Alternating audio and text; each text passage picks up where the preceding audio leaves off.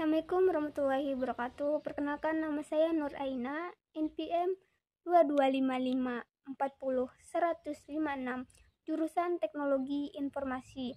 Di sini saya akan menjelaskan materi sistem analisis dan perancangan dan juga hasil laporan final project dengan judul perangkat lunak aplikasi online shop berbasis website.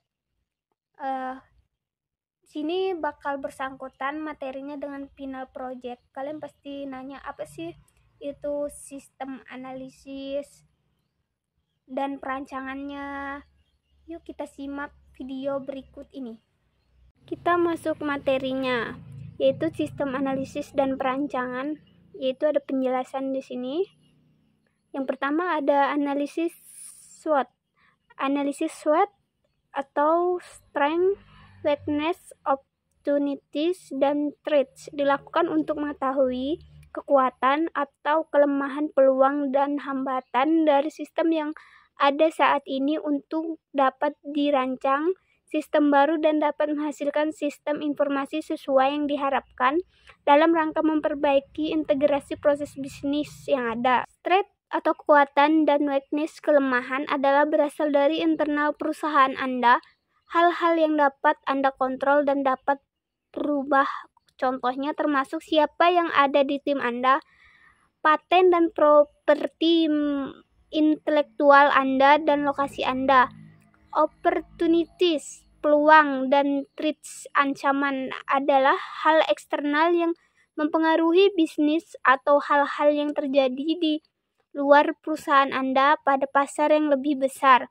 Anda dapat memanfaatkan peluang dan melindungi dari ancaman, tetapi Anda tidak dapat mengubahnya. Contohnya termasuk pesaing, harga bahan baku, dan tren belanja pelanggan. Kedua, analisis pitches. Analisis pitches adalah kerangka yang dikembangkan oleh James Wetherbe untuk menganalisis sistem manual maupun terkomputerasi. Analisis ini dilakukan pada konsumen dan pihak internal perusahaan. Analisis pitches digunakan untuk menganalisis sistem yang berjalan dan sistem usulan. Ada 6 karakteria analisis pitches yaitu kinerja atau performance, informasi atau information, ekonomi atau economics, kontrol atau control, efisien atau efisien, dan pelayanan atau service. Yang pertama yaitu perform. Produk, jumlah kerja selama periode waktu tertentu. Di situ informasi, kurangnya informasi yang diperlukan, kurangnya informasi yang relevan. 3 hal yang telah disebut itu bersumber pada kurangnya informasi manapun bentuknya. Terus ada economics, biaya tidak diketahui, biaya tidak dapat dilacak sumber, biaya terlalu tinggi. Secara umum, keuntungan yang dapat ketika menerapkan sistem informasi selain yang tersebut di bawah ini, masih ada lagi keuntungan-keuntungan yang lain secara lebih lengkap diidentifikasikan. Yang keempat ada kontrol. Pada bangunan ini dideskripsikan di situasi saat ini tentang kendali terhadap aliran data dan informasi ketika keamanan atau kendali terhadap lemah sehingga data dan informasi rentan terhadap pemanfaatan kepada pihak-pihak yang tidak berwenang. Itu ada yang kelima, efisien, di mana data yang berlebihan diinput dan diproses, juga informasi yang dihasilkan secara berlebihan akan membuat sistem akan efisien. Dan penggunaan sumber daya, yaitu sumber daya yang dapat berupa sumber daya prosesor, memori, ruang penyimpanan, listrik, dan personil, dan lain-lain. Yang keenam ada service. Pada bagian ini deskripsikan di situasi saat ini tentang layanan yang disediakan oleh sistem yang berjalan saat ini. Itu kita masuk ke dalam materi perancangan. Yang pertama itu ada konteks diagram. Contoh konteks diagram merupakan kejadian tersendiri dari suatu diagram alir data, di mana satu lingkaran mempresentasikan seluruh sistem. Ini ada konteks diagram menggarisbawahkan sejumlah karakteristik penting dari suatu sistem, yaitu ada kelompok pemakai atau organisasi. Data itu batasan antar sistem kita yang dilanjutkan.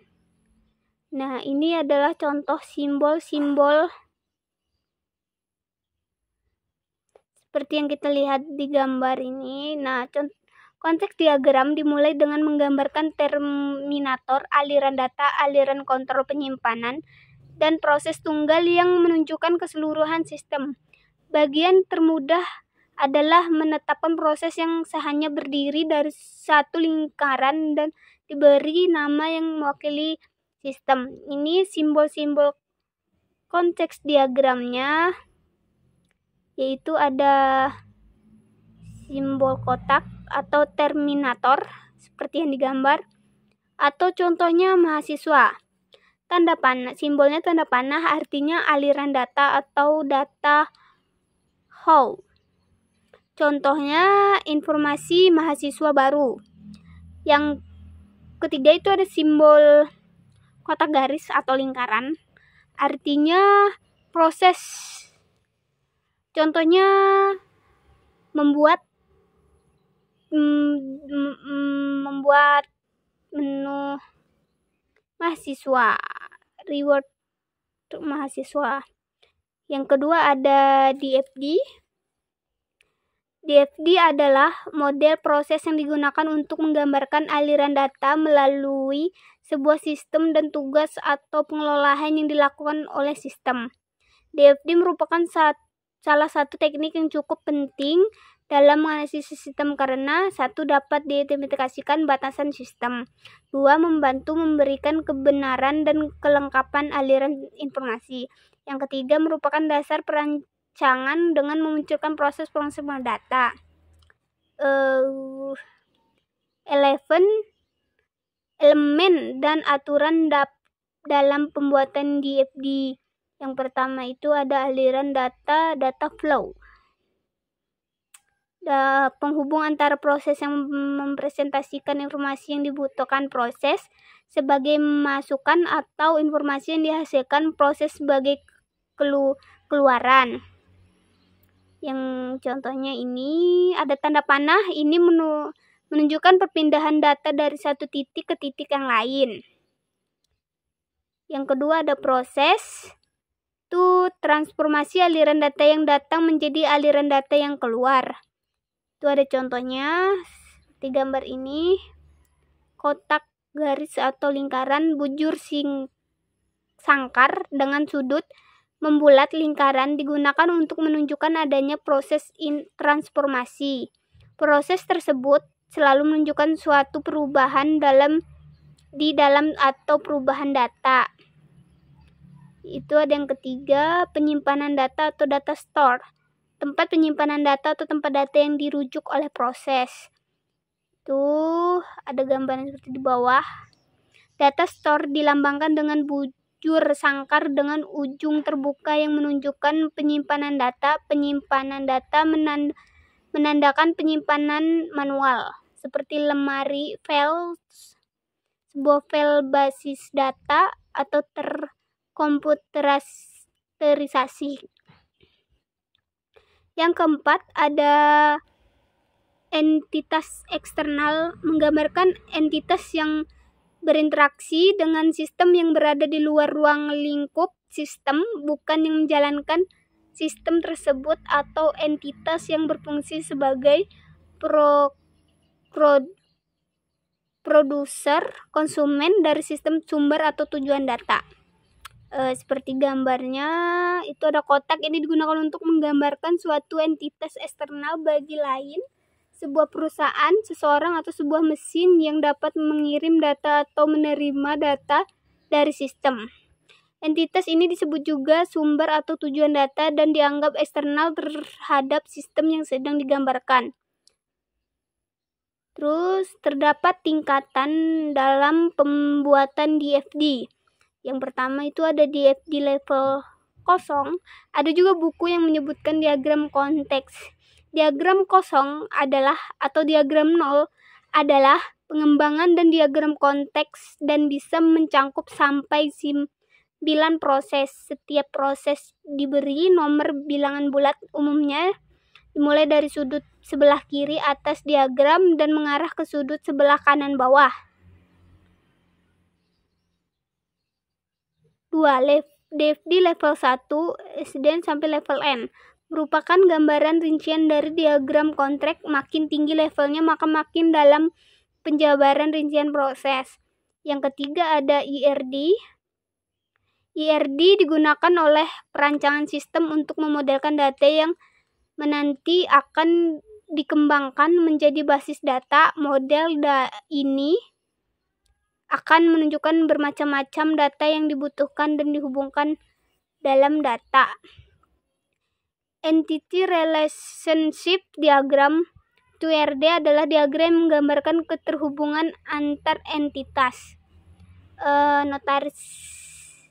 Notasi IRD, entitas adalah segala sesuatu yang dapat digambarkan oleh data. Itu ada atribut merupakan pendeskripsian karakteristik dari entitas. Ada relasi menunjukkan adanya hubungan antara sejumlah entitas yang berasal dari himpunan entitas yang berbeda. Itu ada dalam IRD terdapat kardinalitas relasi atau rasio kardinalitas untuk menentukan bagaimana hubungan satu sama lain yang terbagi menjadi 4. Itu relasi pertama 1 to 1, 1/1. Apa maksud dari 1 ke 1 ini? Misalnya terdapat entitas A dan B. Setiap entitas pada himpunan A berhubungan paling banyak dengan satu entitas pada himpunan entitas B. Itu ada juga relasi kedua 1 to many. Yang ketiga many to one. Relasi keempat itu ada many to many. Itu ada juga penghubung antara himpunan relasi dalam himpunan entitas dan himpunan entitas dengan atribut yang dinyatakan dalam bentuk garis. Itu ada simbolnya dan ada keterangannya seperti di gambar. Yang pertama itu ada kotak entitas, yaitu kumpulan data objek yang dapat diidentifikasikan secara unik. Itu ada ketupat relasi, yaitu hubungan yang terjadi antara salah satu lebih entitas. Jenis hubungan antara lain 1 to 1, 1 to many, dan many to many. Itu ada lingkaran. Keterangannya atribut, yaitu karakteristik dari entitas atau relasi yang merupakan penyelesaian detail tentang entitas. Itu yang keempat ada garis, hubungan antara entitas dengan atributnya dan himpunan entitas dengan himpunan relasinya. Yang keempat ada use case diagram, alat komunikasi tingkat tinggi untuk mewakili persyaratan sistem. Itu ada use case diagram punya 3 komponen, yaitu ada sistem. Ada sistem itu menyatakan batasan sistem dalam relasi dan aktor-aktor yang menggunakan di luar sistem dan fitur-fitur yang harus disediakan dalam sistem. Yang kedua ada aktor. Aktor adalah segala hal di luar sistem yang akan menggunakan sistem tersebut untuk melakukan sesuatu. Ada use case sendiri adalah gambaran fungsional dari sebuah sistem. Use case diagram juga mempunyai beberapa relasi, yaitu association, generation, dependent. Nah, keuntungan atau manfaat dari diagram use case menyediakan tol untuk mencampurkan persyaratan fungsional. Itu ada 3. Bisa kalian bukan ada 3 tapi ada 9, bisa kalian baca. Dan juga ini ada simbol, ada aktor. ada juga lingkaran, itu use case, ada tanda panah itu assertion seperti di gambar. Nah, ada 5 activity diagram atau activity diagram menggambarkan workflow, aliran kerja atau aktivitas dari sebuah sistem atau proses bisnis. Terus ada fungsi activity diagram, ada tujuan diagram seperti pada simbol gambar ini, sekalian baca sendiri. Terus ada kelas diagram. Diagram kelas atau kelas diagram menggambarkan struktur sistem dari segi pendefinisian kelas-kelas yang akan dibuat untuk membangun sistem. Nah, ini ada kelas diagram adalah salah satu jenis diagram terbentuk struktur pada model UML. Ini ada contohnya itu di gambar. Terus ada fungsi kelas diagram. Memahami kelas diagram sebaiknya kita mengetahui tentang apa fungsinya. Itu ada manfaat kelas diagram juga ada.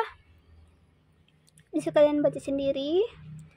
Dan 7 itu ada squeeze diagram. Squeeze diagram menggambarkan interaksi antar objek di dalam dan di sekitar sistem, termasuk pengguna. Display atau form merupakan message yang digambarkan terhadap waktu. Itu sketch diagram terdiri atas dimensi vertikal waktu dan dimensi horizontal objek-objek yang terkait. Juga ada tujuannya sketch diagram. Bisa kalian baca, itu ada 6. Dan juga ini ada simbol, ada gambar, ada nama dan juga ada keterangannya.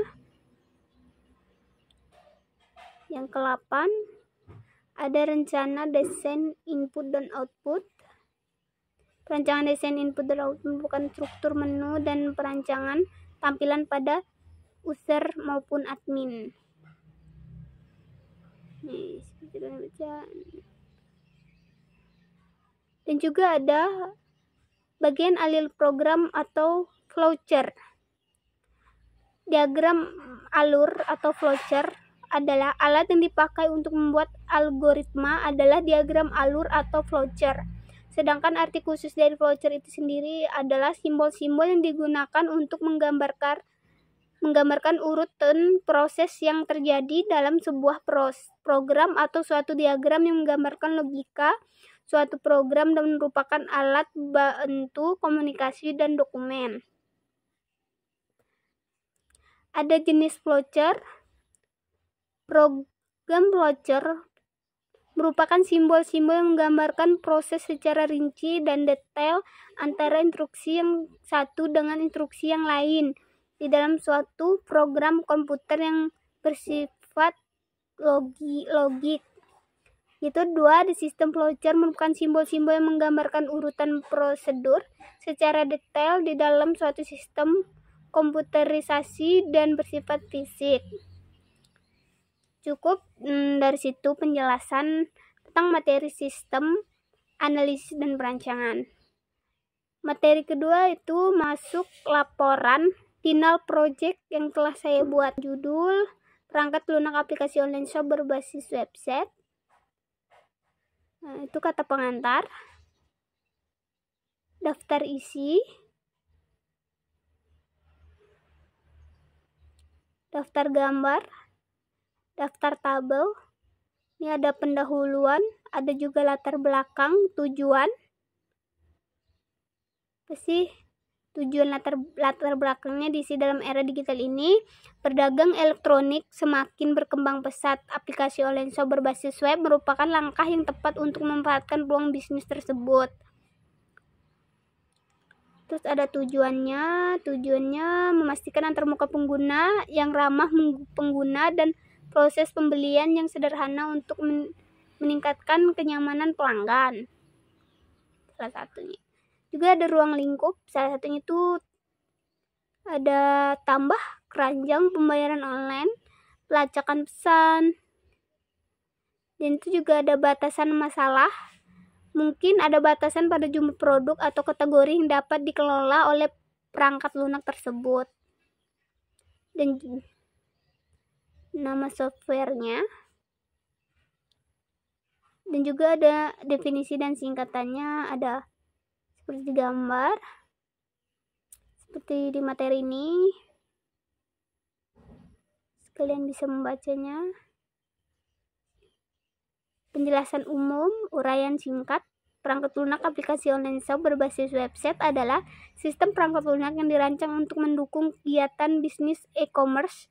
Perangkat lunak aplikasi online shop berbasis website memberikan sarana bagi bisnis untuk menyediakan layanan e-commerce secara efisien, meningkatkan pengalaman pelanggan, dan mencapai tujuan bisnis online mereka.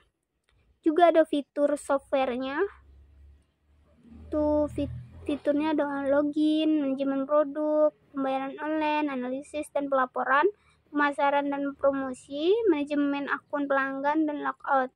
Itu uraiannya. Juga ada gambaran umum, karakteristik pengguna.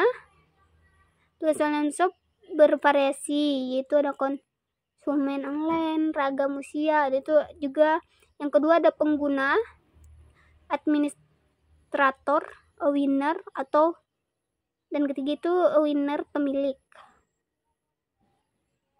Hak akses pengguna software seperti di tabel ini.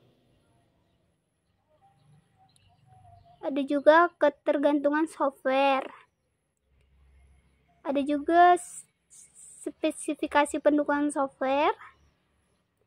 Ini analisis kebutuhan. Yang pertama, identifikasi aktor. Aktornya ada 3, ada admin, ada customer, pelanggan atau pengguna terdaftar. Dan juga ini tadi ada seperti kita jelaskan, analisis kebutuhan non fungsional menggunakan features seperti di video ini. Kita lihat ada promosi, ada informasi, ekonomi, kontrol, efisien, the service. Nah, ini adalah contoh analisis kebutuhan fungsional seperti yang saya buat. Itu bisa dibuat di Figma atau website Figma, Draw AI. Terus ada juga langsung dari Word. Berikutnya ada fungsional diagram di level 0, level 0, fungsional di level 1, level 2, level 3. Nah, itu deskripsi prosesnya. Ada entity relationship diagram atau ERD seperti di gambar. Ada juga struktur data yang ada di ERD di gambar. Dan juga ada aktivitas diagram. Ada login, customer, dan admin atau winner, pemilik seperti di gambar ini. Ada lingkaran. Melihat produk, winner.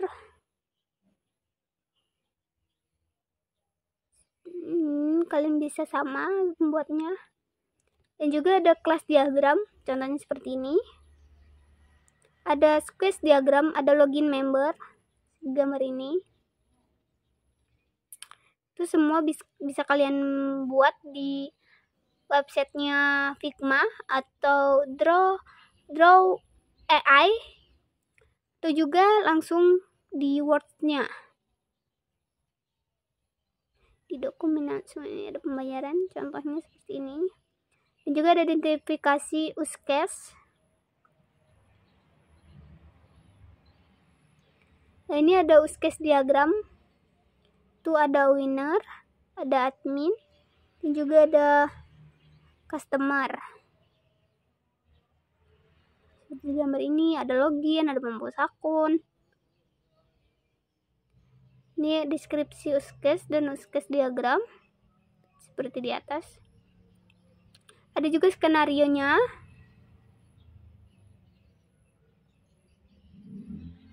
Nih, dan juga ada flowchart. Ada juga flowchart customer, ini flowchart customer.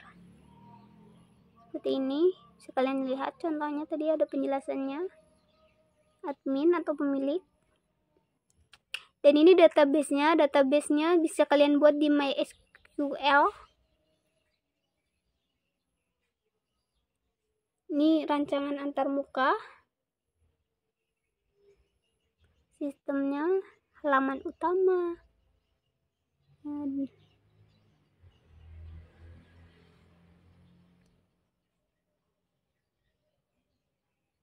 Oke. Dan juga yang terakhir daftar pustaka.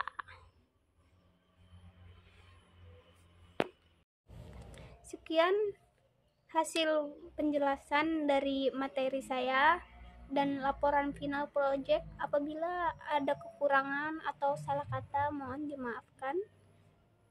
Sekian, terima kasih. Assalamualaikum warahmatullahi wabarakatuh.